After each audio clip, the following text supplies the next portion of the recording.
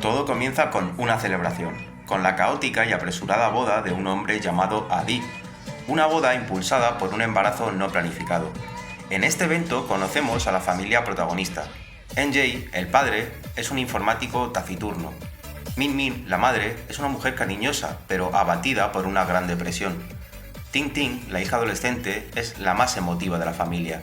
Y luego tenemos al pequeño Yang Yang, de tan solo 8 años, el verdadero protagonista de la película.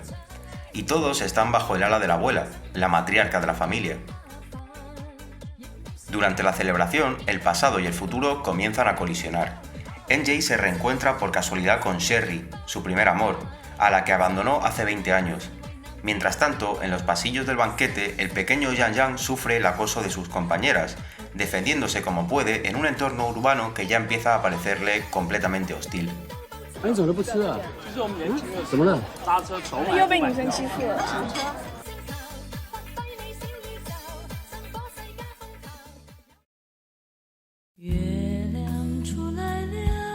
El verdadero motor de la historia arranca poco después de la fiesta, cuando la abuela sufre un derrame cerebral y entra en coma. El médico da un consejo a la familia que cambiará por completo el destino de todos y cada uno de los integrantes. Deben turnarse diariamente para hablarle a la pobre anciana, que yace en su cama, con el deseo de que se recupere del coma.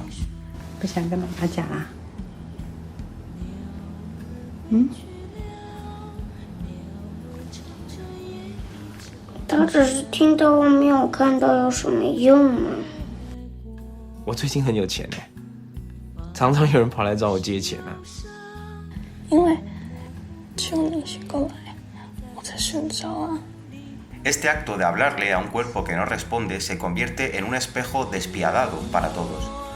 Min Min, la madre, colapsa emocionalmente al darse cuenta de que no tiene nada realmente trascendente que contarle a su madre.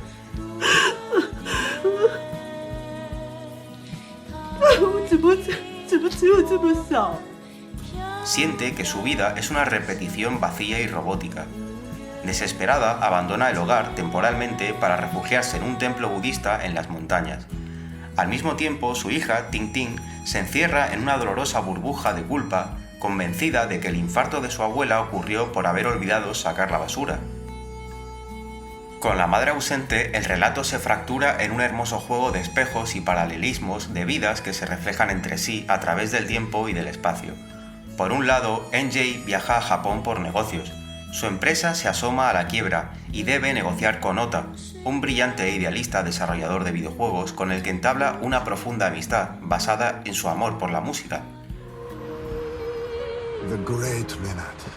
Ah, you know music very well.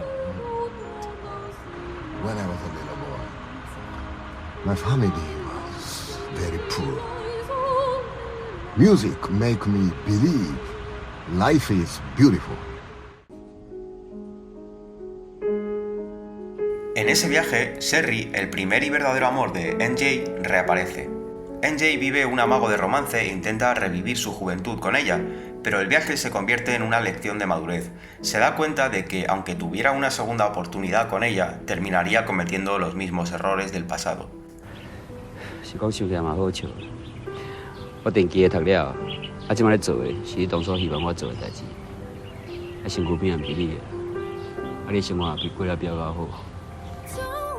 Mientras NJ recuerda su juventud en Japón, en Taipei su hija Ting Ting experimenta su primer amor con Fatty, el exnovio de su vecina. De forma casi idéntica, Ting Ting repite las mismas ilusiones y decepciones que su padre vivió 20 años atrás. En el plano más terrenal tenemos al tío, Adi, que se hunde en las deudas por su obsesión con la superstición y la buena suerte, llegando incluso a un desesperado intento de suicidio.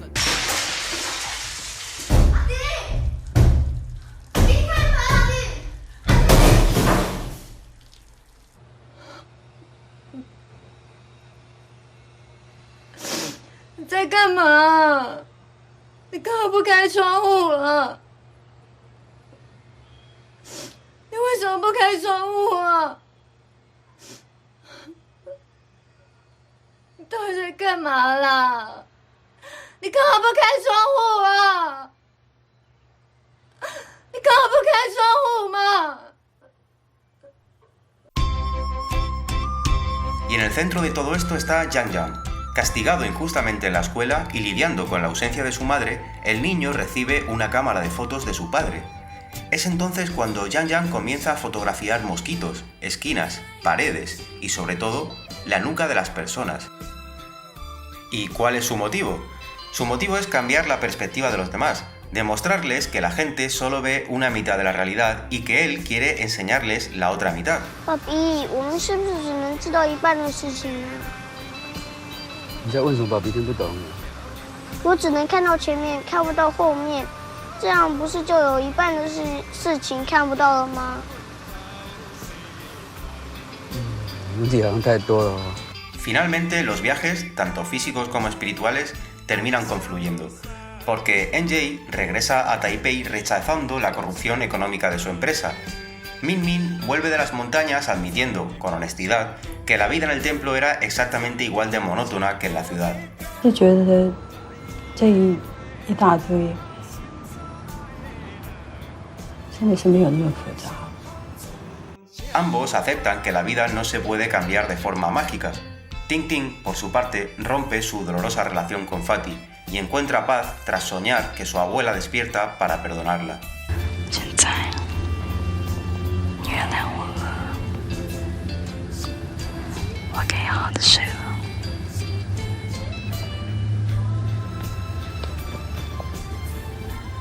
Al final, el ciclo se cierra y lo hace de forma perfecta y simétrica. La película, que comenzó con una boda, termina ahora con un funeral, el entierro de la abuela. La última escena nos regala uno de los momentos más poéticos del cine contemporáneo. El pequeño Yang Yang se acerca al retrato de su abuela y lee una carta de despedida. Le dice que la extraña, que la echa de menos, pero que ya no necesita hablarle porque sabe que ella le está escuchando en algún lugar. Y que ese lugar existe en una parte que no podemos ver, como la nuca de las personas que Yang Yang fotografía, un lugar que está oculto y a la vez está en todas partes. Le confiesa que, al mirar el mundo que le rodea, él también siente que es un poco viejo, y concluye con su tierna declaración de principios. Quiero contarle a la gente cosas que no saben.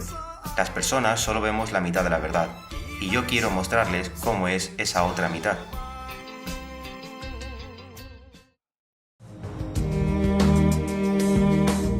Edward Yang nos dejó en Gigi un testamento cinematográfico inolvidable, un recordatorio de que, aunque la vida sea un río caótico lleno de errores que se repiten, ningún sentimiento humano se vive en soledad.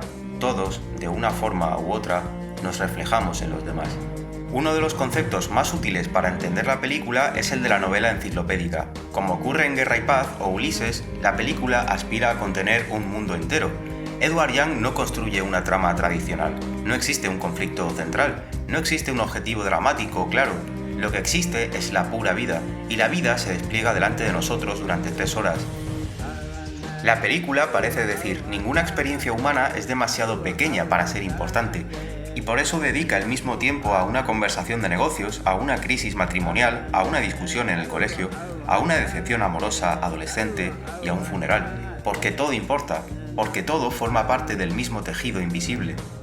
La película comienza con una boda y termina con un funeral. Entre ambos extremos aparece prácticamente todo lo que sucede entre el nacimiento y la muerte. La boda inicial simboliza esa creación de nuevas familias, los nuevos ciclos y las nuevas posibilidades. El funeral final representa la despedida, la memoria, el cierre, pero también la continuidad, porque mientras la abuela muere, una nueva generación ya está creciendo.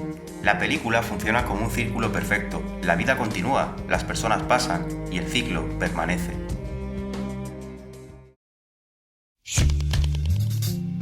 El título original chino es Gigi, literalmente 1-1, 2 líneas idénticas, 2 reflejos, 2 mitades, 2 perspectivas.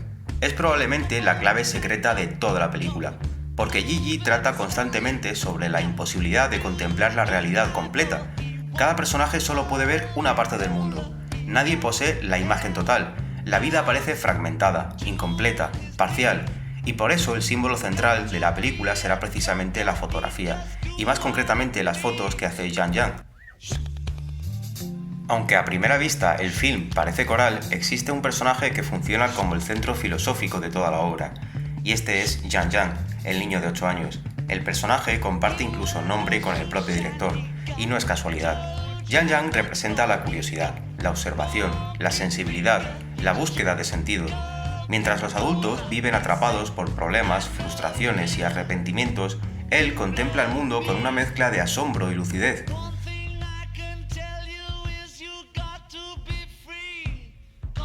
Ota es el empresario japonés que necesita NJ para evitar la quiebra de su negocio, pero no es simplemente un empresario japonés, es una figura filosófica, casi espiritual.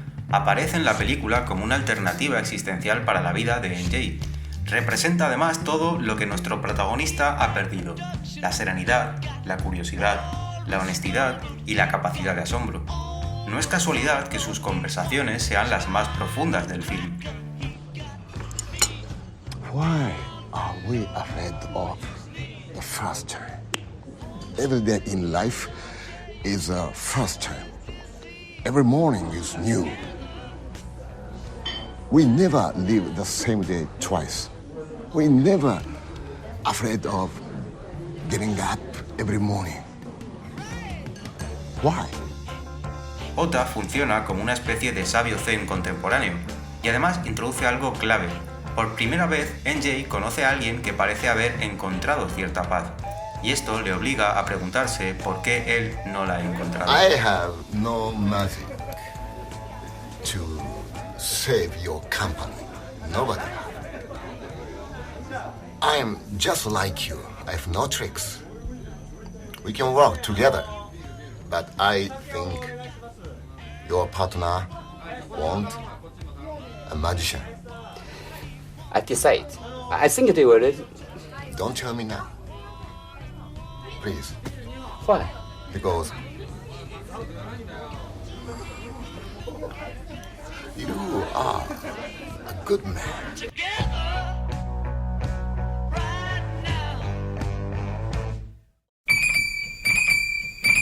Yasuhiro Ozu es, por excelencia, el padre del drama doméstico, y su sombra se proyecta en toda la estructura de Ji-Ji.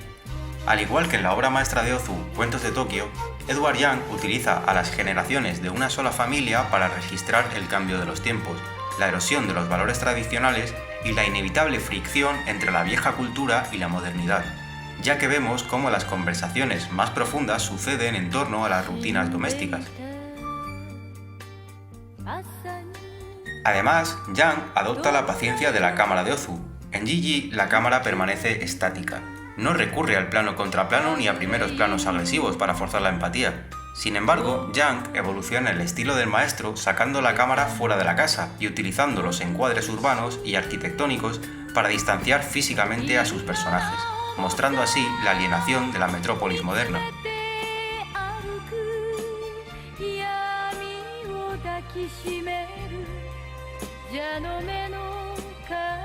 Dentro de la propia nueva ola taiwanesa, Yang dialoga y se diferencia de sus compañeros, Hou Xiaoxian y Tsai Mingliang. Comparte con Xiaoxian la mirada histórica sobre la identidad de Taiwán, el uso de idiomas como el mandarín, el hakka y el japonés para marcar las capas de la ocupación y de la diáspora. Además, coincide con Mingliang en la obsesión visual por retratar un Taipei gris, de oficinas claustrofóbicas y dominada por una omnipresente lluvia que acentúa la soledad.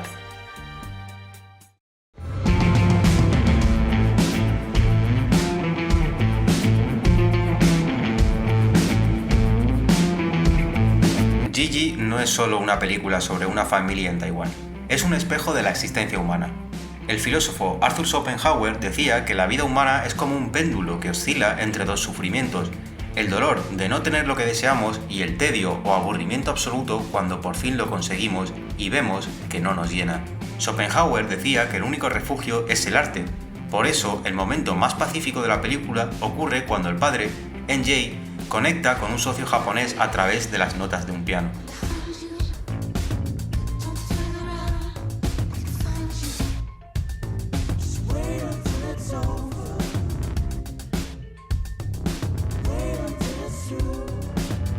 El taoísmo propone que el universo se rige por un flujo natural. Quien intenta controlar la vida sufre, quien aprende a fluir con ella encuentra la paz. El tío, Adi, representa el error de intentar controlar el destino con supersticiones y apuestas, lo que lo lleva directo a la ruina y al intento de suicidio. En cambio, el padre actúa como un sabio taoísta. Entiende que la vida es un río que nos arrastra y que la existencia es una mezcla inevitable de luces y de sombras, el yin y el yang. La paz no llega cambiando el mundo, sino aceptándolo con honestidad.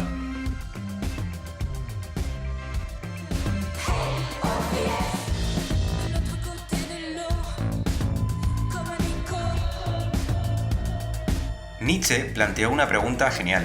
Si tuvieras que vivir tu vida exactamente igual, con los mismos dolores y alegrías una y otra vez por toda la eternidad, ¿te volverías loco o lo celebrarías? Al padre se le presenta la oportunidad mítica de reescribir su pasado al reencontrarse con su primer amor. Sin embargo, tras pensarlo, llega a la misma conclusión que Nietzsche.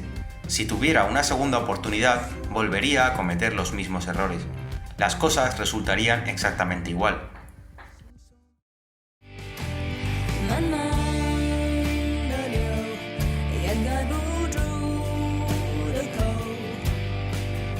Gigi es un testamento cinematográfico inolvidable. Es un recordatorio de que, aunque la vida sea un río caótico y circular lleno de errores que estamos condenados a repetir, ningún sentimiento humano se vive en soledad. Al final del día, todos, de una forma u otra, nos reflejamos en los demás. En esta película no vamos a encontrar héroes perfectos ni villanos malvados. Solo encontraremos a seres humanos reales que se equivocan, que sufren y que intentan, como pueden, entender el mundo. Yang no juzga a sus personajes, tampoco nos manipula con un sentimentalismo barato ni nos mira con el cinismo de la era moderna. Los observa con una compasión extraordinaria, con la paciencia de un amigo sabio. Estamos tan inmersos en nuestras propias burbujas y batallas personales que somos incapaces de ver la totalidad de nuestra existencia. Solo vemos una mitad de la verdad. Y es ahí donde ocurre el milagro. El director nos demuestra que el arte y el cine existen precisamente para eso, para ser la cámara del pequeño Yang Yang, para regalarnos un espejo, darnos la vuelta y ayudarnos a contemplar esa otra mitad que nos falta. No sentimos que hayamos visto una historia de ficción. Lo que sentimos es que hemos estado observando la vida misma correr ante nuestros ojos. Y quizás no solo la vida de esa familia en Taiwán, sino también nuestra propia vida. 我很想跟他说，我觉得我也老了。